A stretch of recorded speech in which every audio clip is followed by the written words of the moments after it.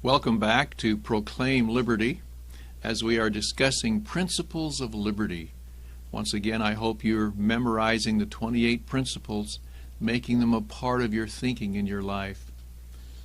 Today we'll be discussing principles 11, 12, and 13. And we're on page 33. And we'll discuss now the 11th principle, which says, the majority of the people may alter or abolish a government which has become tyrannical. As you know, the founders faced for many, many years a tyrannical government led by King George III. And so Thomas Jefferson writes in the Declaration of Independence, under letter A, you see there, he says, prudence indeed will dictate that governments long established should not be changed for light and transient causes. That's your blank for that letter A, light. And accordingly, all experience has shown that mankind are more disposed to suffer, while evils are sufferable, than to right themselves by abolishing the forms to which they are accustomed. What's he saying there? You don't throw off your government for just any reason, for what he called light and transient causes, things that come and go. And we can take a lot. Isn't that what he says here? Experience has shown that mankind are more disposed to suffer, while evils are sufferable. That's a great concept. In other words, if things go wrong, we obey the law in our system until we can change it. We don't throw the whole thing over for a light and transient cause. And we can take a lot. Have you noticed the American people can take a lot? While evils are sufferable. Love that phrase. But, he says, continuing, when the long train of abuses, and that's your blank, abuses, and usurpations, pursuing invariably the same object, evinces a design to reduce them under absolute despotism, it is their right, it is their duty to throw off such government and to provide new guards for their future security. In other words, there comes a point when it looks like it's time to take action and throw off their form of government, which has become so corrupt, and to take matters back into their own hands. Look at the next quote from John Locke. He explains this in a little more detail. He says, the reason why men enter into society is the preservation of their property.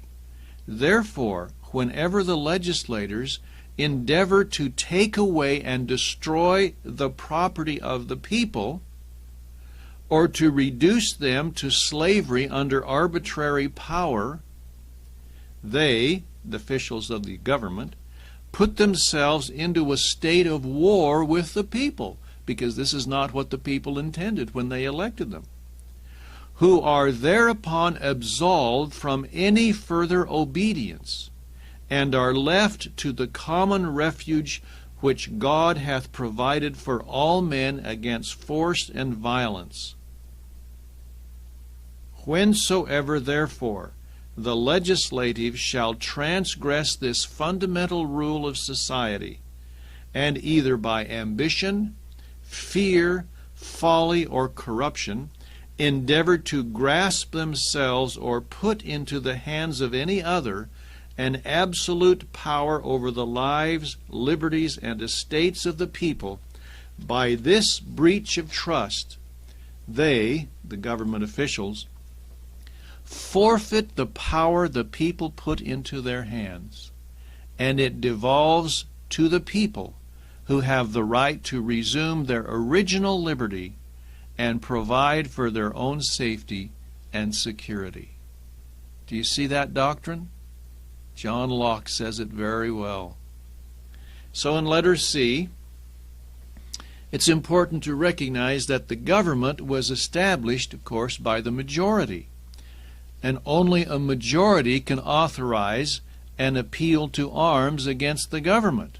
Here's John Locke again. He says, when any number of men have, by the consent of every individual, made a community, they have thereby made that community one body, with the power to act as one body, which is only by the will and determination of the majority. And thus every man, by consenting with others to make one body politic under one government, puts himself under an obligation to every one of that society to submit to the determination of the majority and to be concluded by it. You see John Locke's reasoning about majority rule? That's very important. In other words, what he's saying here under letter D is that there's no right of revolt in a minority. And that's your blank for letter D, is revolt. In any group, any individual, or any minority.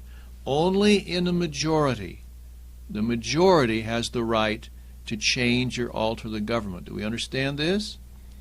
Let's continue reading Locke. He says, for if it, the unlawful act of the government, reach no farther than some private men's cases, though they have a right to defend themselves, yet the right to do so will not easily engage them in a contest, it being as impossible for one or a few oppressed men to disturb the government where the body of the people do not think themselves concerned in it. Do you follow that? In other words, we're talking about a minority. Almost any action of government can be objected to by some minority. That's the point he's making. But it doesn't affect the whole body, really, if it's just a minority. Let's keep going. But if either these illegal acts have extended to the majority of the people, or if the mischief and oppression has struck, he uses the word light, we'll use the word struck, only on some few, but in such cases as the precedent and consequences seem to threaten all, and they are persuaded in their conscience that their laws, and with them their estates, liberties, and lives are in danger, and perhaps their religion too, how they will be hindered from resisting illegal force used against them, I cannot tell. You see what he's saying here? When such actions grow, the effect of such actions grow from a minority to the majority, then that's different. Something has to happen and will happen, and he says, I cannot tell what exactly will happen. But the majority then is affected enough that something must be done. Isn't this beautiful reasoning? This is John Locke, and the founders were right in step with him. So the people then are the sovereign, and the majority of them can take over whenever is necessary and reform their government, which is what the founders' justification was for declaring their independence.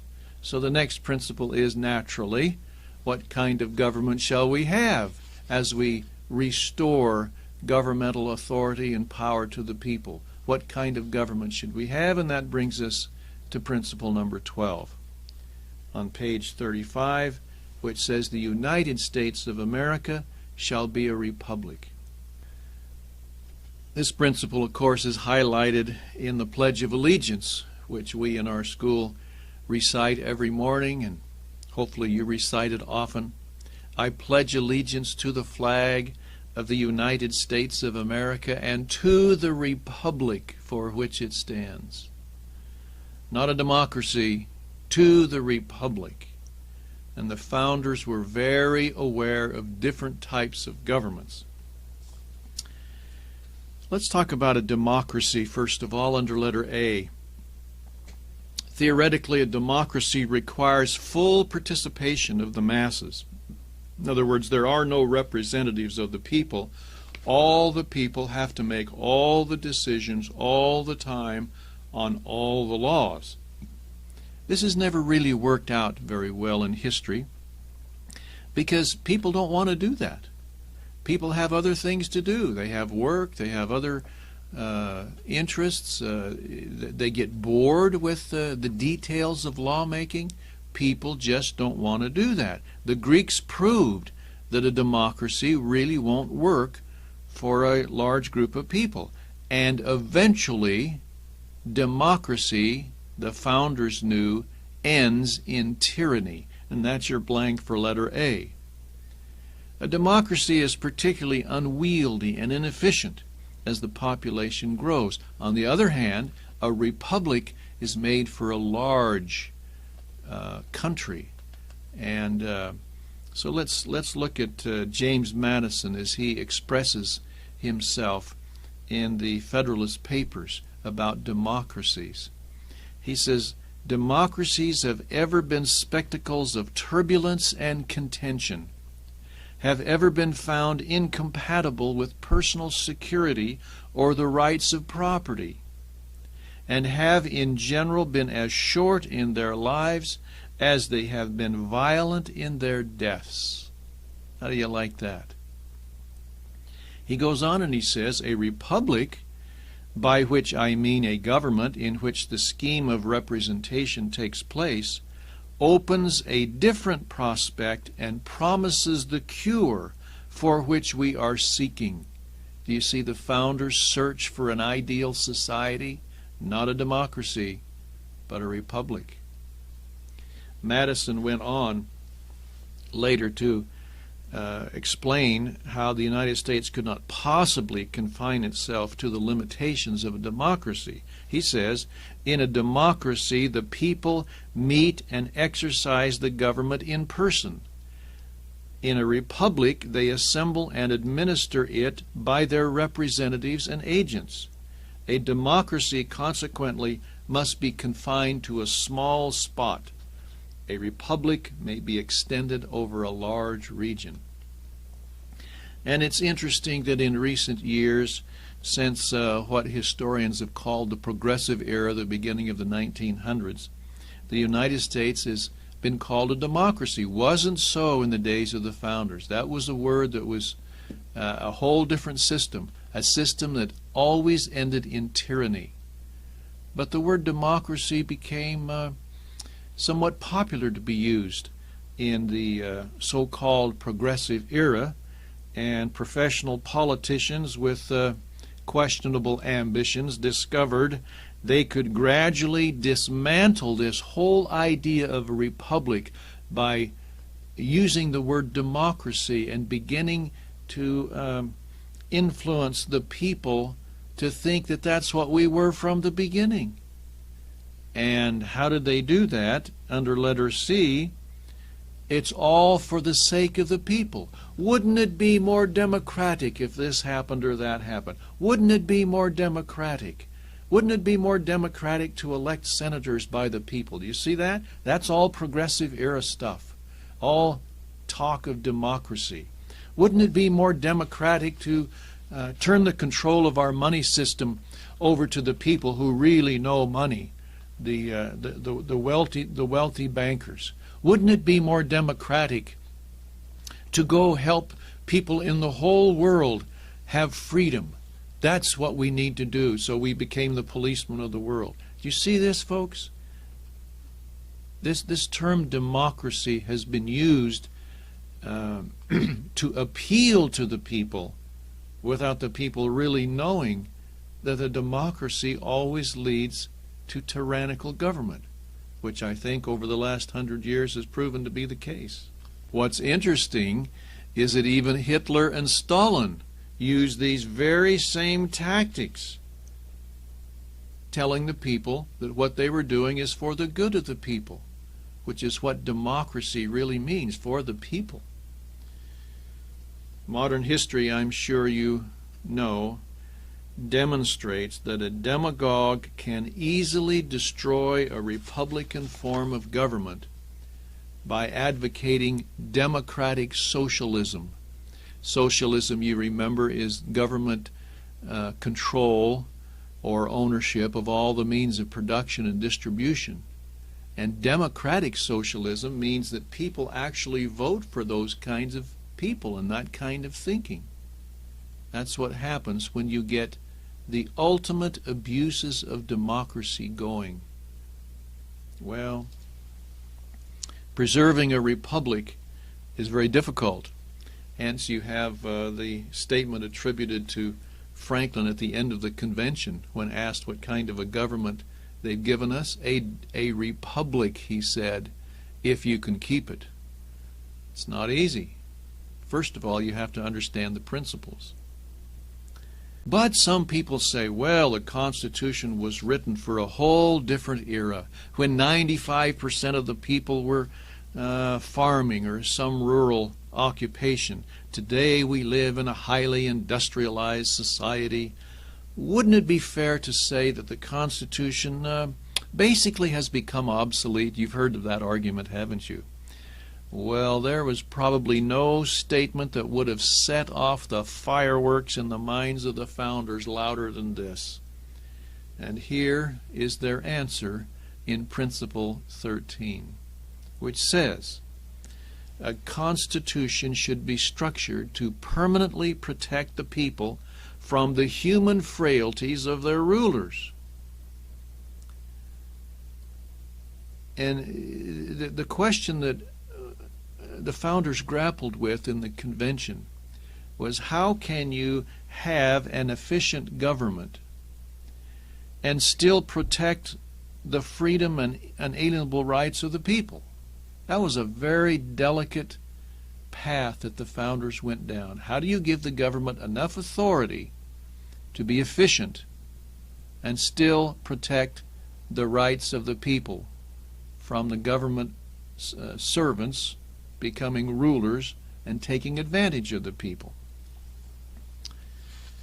Alexander Hamilton wrote in letter A, "For it is a truth which the experience of ages has attested, that the people are always most in danger when the means of injuring their rights are in the possession of those toward whom they entertain the least suspicion." Have you noticed that? We elect people to public office and then basically go about our business and trusting that they will do the right thing. And Hamilton is saying, it's interesting, Hamilton is saying that is when the rights of the people are probably most in jeopardy, when we just blindly trust our rulers.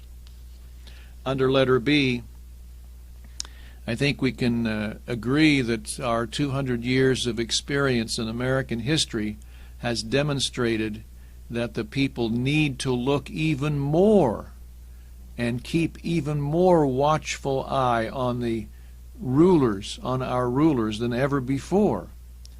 Because almost everything they do has been justified as a good cause. And that's your blank for letter B, your first blank, as a good cause. Or that it is necessary to prevent worse things from happening. Necessary is your next blank. This whole explosion of bureaucratic power in Washington has been the result of people trusting their political leaders and being rather oblivious to what they are doing to the rights of the people. Listen to Thomas Jefferson as he explained an interesting characteristic of human nature being necessary to the security of the people's rights.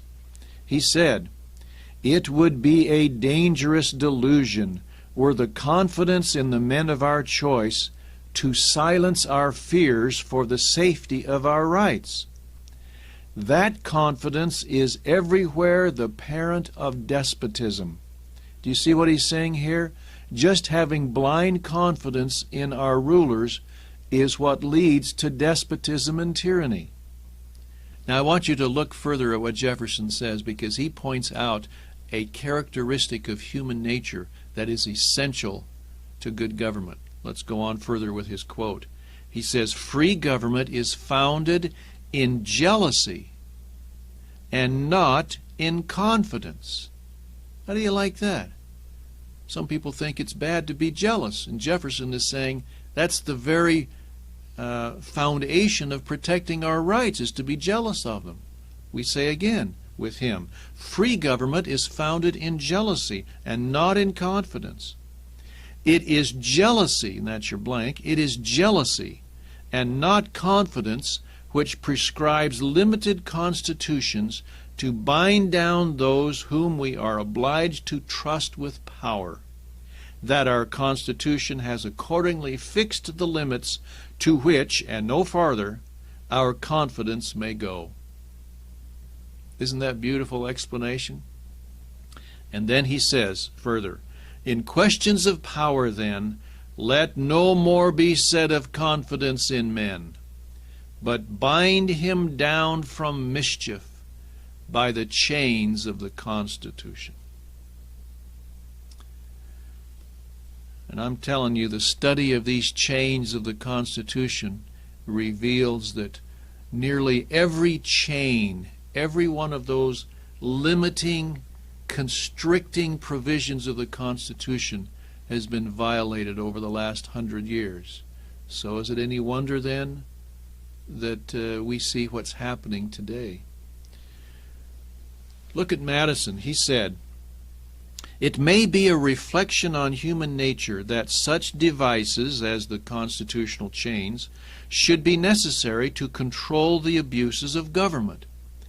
But what is government itself but the greatest of all reflections on human nature? If angels were to govern men, neither external nor internal controls on government would be necessary. But lacking these, framing a government which is to be administered by men over men, the great difficulty lies in this: you must first enable the government to control the governed, in other words, be an effective government, and in the next place, oblige it to control itself. Isn't that wonderful doctrine? And that, of course, brings us to the conclusion that the Constitution deals with something really that never changes. And this gets us back to the philosophy that's quite prevalent out there, that the Constitution was written 200 years ago for a whole different society than we have today. The founders would say, no, the Constitution doesn't deal with specific technological things that change over time. We have written a Constitution for the ages, which one of them actually said. And the Constitution of the ages deals with something that never changes. What's that? Human nature.